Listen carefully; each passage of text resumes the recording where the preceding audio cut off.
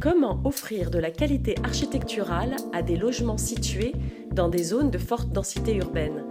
C'est à cette question que sont venus répondre 6 architectes au travers d'exemples de maisons individuelles groupées et de petits collectifs lors de la dernière conférence Trophée Béton organisée à la Maison de l'Architecture en Île-de-France.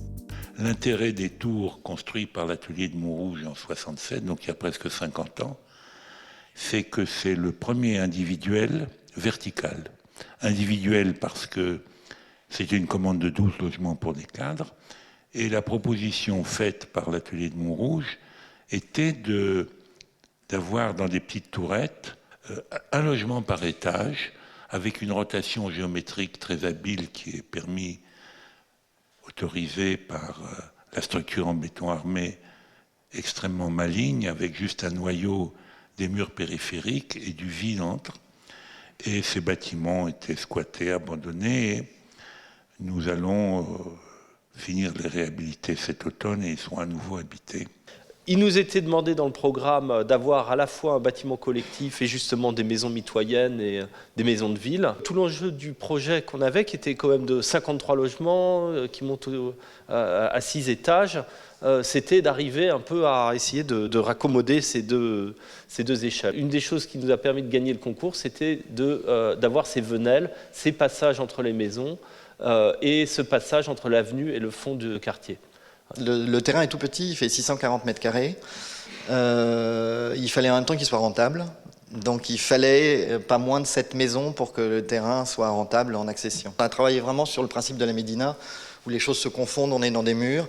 Là, vous voyez, les maisons paraissent extrêmement fermées, donc on n'a que des petits percements. Mais en fait, toutes les ouvertures se trouvent vers le haut, la lumière descend dans les maisons.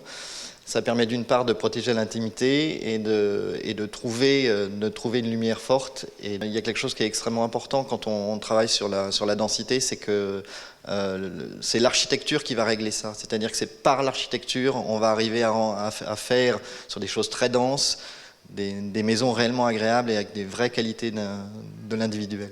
Ce sont 3 logements dans le 19e arrondissement, dans un petit passage.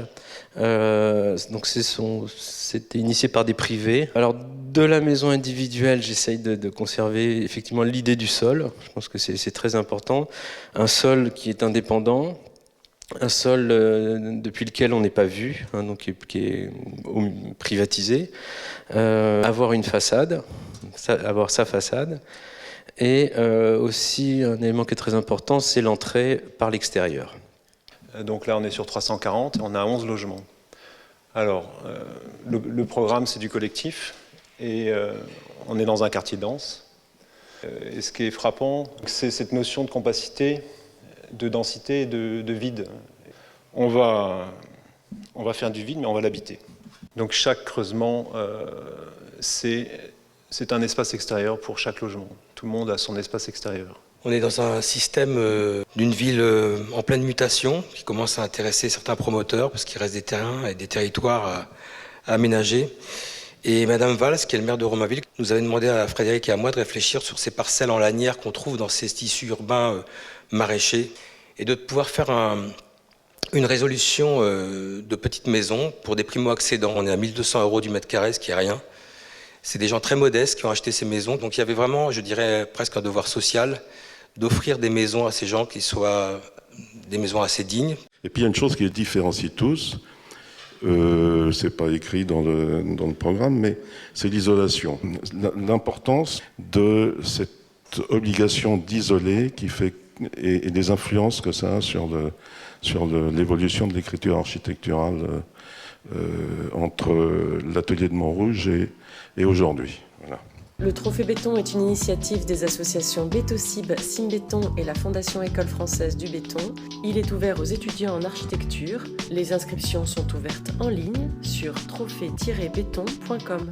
Prochaine conférence à la Maison de l'Architecture le 15 octobre 2015, à l'occasion de la sortie du numéro spécial béton de la revue AMC.